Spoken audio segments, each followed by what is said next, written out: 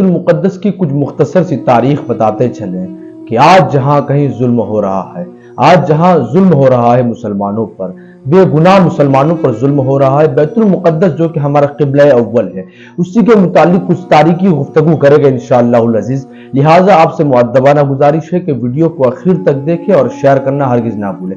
تو سامعین کرام، دنیا بھر میں جن شہروں کو عزت دی جاتی ہے، جن شہروں کو تعظیم دی جاتی ہے، جن شہروں کو تکریم دی جاتی ہے، انہی میں سے ایک شہر یروشلم ہے، جو مسلمانوں کے لیے، یہودی کے لیے اور عیسائیوں کے لیے باعث تکریم، باعث تعظیم اور باعث احترام ہے۔ یہ جو بیت المقدس ہے اور جو یروشلم ہے، یہ مسلمانوں کے لیے بھی باعث تکریم ہے، یعنی عزت کی جگہ ہے، یہودیوں کے لیے بھی عزت کی جگہ ہے اور عیسائیوں کے لیے بھی تعظیم کی جگہ ہے۔ بیت المقدس جس جگہ میں واقع ہے اسے یروشلم کہتے ہیں، اور یروشلم کا معنی ہے خدائی حکومت کے۔ اس شہر کو، یروشلم کو القدس بھی کہا جاتا ہے۔ سامعین کرام، یہاں پہ بہت سارے تبرکات موجود ہیں۔ یروشلم کے اندر بہت سارے تبرکات موجود ہیں۔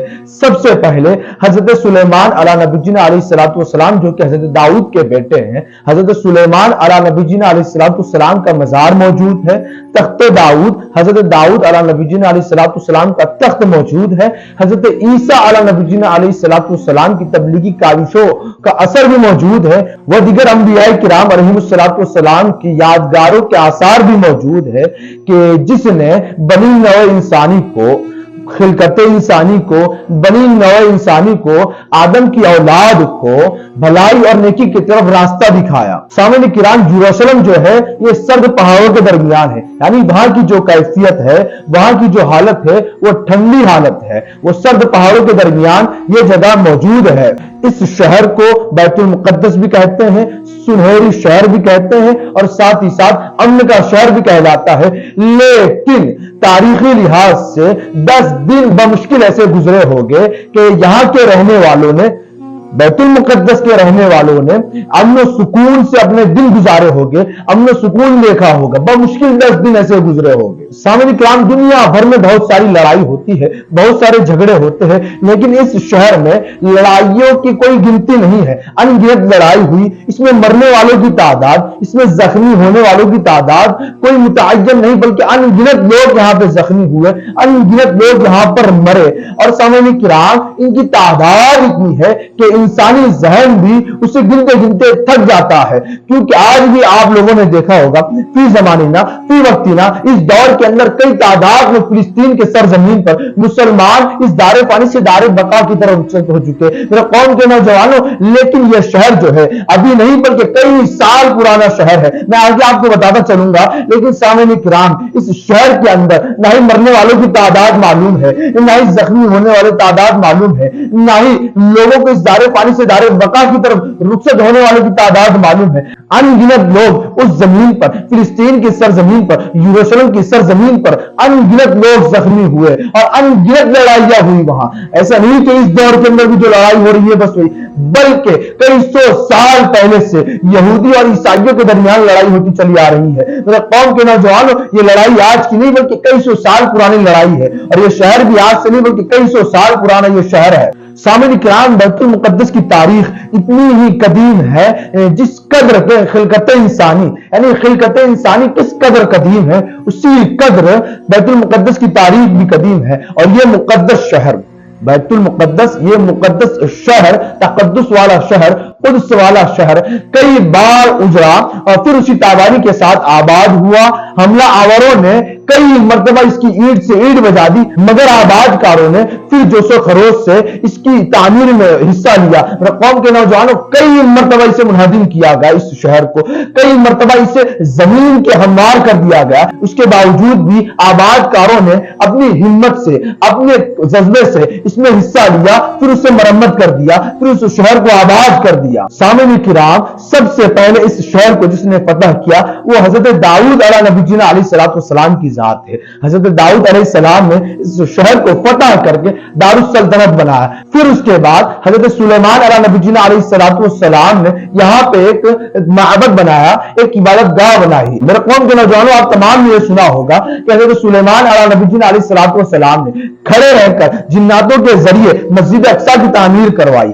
مسجد اقصی کی تعمیر کروائی حضرت سلیمان علیہ نبی جی علیہ السلام نے، تو حضرت داؤد کے بعد حضرت داؤد نے شہر کو فتح کیا، شہر فتح کرنے کے بعد حضرت سلیمان علیہ نبی جی علیہ السلام نے یہاں پہ مسجد اقصی بنائی۔ سامعین کرام، حضرت سلیمان علیہ السلام نے جب یہاں پر معبد بنایا، عبادت گاہ بنائی، تو رفتہ رفتہ یہ شہر مذہبی ہو گیا، رفتہ رفتہ یہ شہر مذہبی اور مرکزی حیثیت سے ایک جانا مانا شہر ہو گیا۔ میرے قوم کے نوجوانوں، حضرت سلیمان علیہ نبی جی علیہ السلام کے بعد یہ جو شہر ہے بیت المقدس، تو اس شہر پر اہل بابل نے قبضہ کیا، اہل بابل کے بعد پھر یہودیوں نے قبضہ کیا، یہودیوں کے بعد پھر یونانیوں نے قبضہ کیا، اب یونانیوں کے بعد پھر واپس سے یہودیوں نے قبضہ کیا۔ اب جب یہودیوں کے ہاتھ میں دوبارہ وہ شہر قبضے میں آیا تو رومیوں نے انہیں شکست دے کر اپنے قبضے میں کر لیا۔ یروشلم جو ہے، بیت المقدس جو ہے، تو رومیوں نے اسے اپنے قبضے میں کر لیا، اور ایک وقت تھا رومیوں کے زمانے کے اندر جب یہودیوں کو وہاں پہ انٹرنس منع کر دیا گیا، یہودیوں کا انٹرنس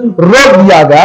اس زمانے کے اندر جب رومیوں کے ماتحت یہ شہر تھا، رومیوں نے جب فتح کر کے اس کی حکومت پر بیٹھے، اس کے حاکم بنے، تو اس وقت رومیوں نے تمام یہودیوں کو نکال باہر پھینکا۔ اس کے بعد عرب کے مسلمانوں نے عیسوی سن 637 میں، عیسوی سن 637 کے اندر عرب کے مسلمانوں نے رومیوں کو زبردست عبرتناک شکست دے کر اپنے قبضے میں یروشلم کو کر لیا، یروشلم کے وہ حاکم بن گئے، یروشلم کو وہ فتح کر لیے۔ اس کے بعد میرے قوم کے نوجوانوں، مسلمانوں کے ہاتھ میں آنے کے بعد یروشلم غالباً 450 سال تک وہ امن و سکون کا گہوارہ بنا رہا۔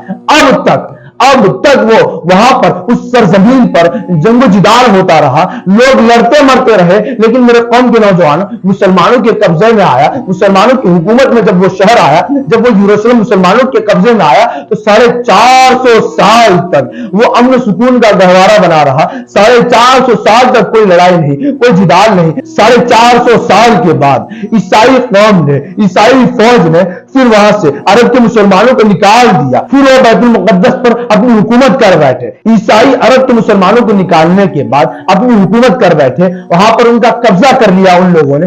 اب جب عیسائیوں کی حکومت ہے، اب جب عیسائیوں کا غلبہ ہے، اب جب عیسائیوں نے وہاں پہ غصب کر کے رکھا ہے، پھر سے عیسوی سن 517 میں عثمانی ترکوں نے اسے فتح کر لیا اور اپنے قبضے میں لے لیا۔ اب عثمانی ترکوں کے حکومت میں ہے، اب عثمانی ترکوں کے ماتحت، عثمانی ترکوں کے قبضے میں یہ ہے یروشلم۔ غالباً 70 سال یا کچھ عرصے گزرنے کے بعد جو ہیکل تھا، وہ ہیکل کو نیست و نابود کر دیا تھا، تو اس ہیکل کو پھر سے تعمیر کیا، از سر نو تعمیر کیا گیا، جسے ہیکل سلیمانی بھی کہتے ہیں۔ انشاءاللہ العزیز وقت ملے گا تو آنے والی ویڈیو کے اندر اس کے متعلق گفتگو کریں گے، لیکن میرے قوم کے نوجوانوں، یہ ہیکل ہے، یہ ہیکل 2-4 دن یا 10-15 دن میں نہیں بلکہ 7 سال میں تعمیر ہوا، پھر سے اسے رینیو کر کے بنایا گیا، اسے ریبلڈ کیا گیا۔ میرے قوم کے نوجوانوں، یہ جو ہیکل ہے، ہیکل سلیمانی، یہ 7 سال کی مدت میں تعمیر ہوا۔ میرے قوم کے نوجوانوں، اس کی خاص بات یہ کہ یہ جو شہر ہے، یہ شہر نہ ہی کسی شاہراہ عام پر واقع ہے جہاں کوئی چیز مشہور ہو، نہ ہی کسی دریا کے کنارے موجود ہے، اس کے باوجود بھی بحمداللہ، بشکر اللہ، اللہ تعالیٰ کا لاکھ احسان کہ اس شہر میں کبھی قحط سالی نہیں پڑی۔ اس شہر کے اندر 3300 سال گزر گئے، لیکن اس شہر میں کبھی قحط سالی نہیں پڑی، اور یہ شہر اتنا پرانا ہے، بتایا جاتا ہے کتابوں کے اندر کہ 3000 سال پرانا یہ شہر ہے۔ برنامج کا انسائکلوپیڈیا میں لکھا ہوا ہے کہ یہ جو شہر ہے، شہر مقدس ہے، بیت المقدس ہے، یروشلم ہے، یہ 33 صدیوں پرانا شہر ہے۔ 1-2 سال پرانا نہیں بلکہ 33 صدیوں یعنی 3300 پرانا یہ شہر ہے، جو کئی بار اجڑا اور پھر سے آباد ہوا۔ آباد کاروں نے اسے کئی مرتبہ آباد کیا، کئی مرتبہ ایسے اوقات بھی آئے کہ یہ جو شہر ہے اسے زمین کے برابر، زمین کے ہموار کر دیا گیا۔ میرے قوم کے نوجوانوں، آج جو لوگ کاوشیں کر رہے ہیں، آج جو لوگ کوششیں کر رہے ہیں کہ مسجد اقصی کو منہدم کر دیا جائے، بیت المقدس کو منہدم کر دیا جائے، یروشلم کو یہ ورلڈ میپ سے نکال دیا جائے، یہ تمہاری بدذہنی ہے۔ لیکن رب تعالیٰ جسے الوہیت عطا کرتا ہے، رب تعالیٰ جسے بلندی عطا کرتا ہے، اسے گرانے والا کوئی نہیں، بلکہ تم جتنا ہی اس پر ظلم کر لو، جتنا ہی تم اس پر ستم کر کر لو، لیکن رب تعالیٰ نے اپنے محبوب کے بندوں کو یہ اعزاز دیا ہے، وہاں کے رہنے والے باشندوں کو یہ اعزاز دیا ہے کہ ان میں وہ جذبہ ہے کہ وہ صبح قیامت تک باطل سے لڑتے رہیں گے اور مر کر مٹ جائیں گے، لیکن اس کے باوجود بھی وہ باطل کا ساتھ نہیں دیں گے۔ میرے قوم کے نوجوانوں، آج جو اسرائیلی قوم ان کے سامنے لڑ رہی ہے، ان پر ظلم و ستم کر رہی ہے، ان کا حال بحال ہو جائے گا، ان کا رہنا مشکل ہو جائے گا، دنیائی سطح پر ان کا نام و نشان نابود ہو جائے گا۔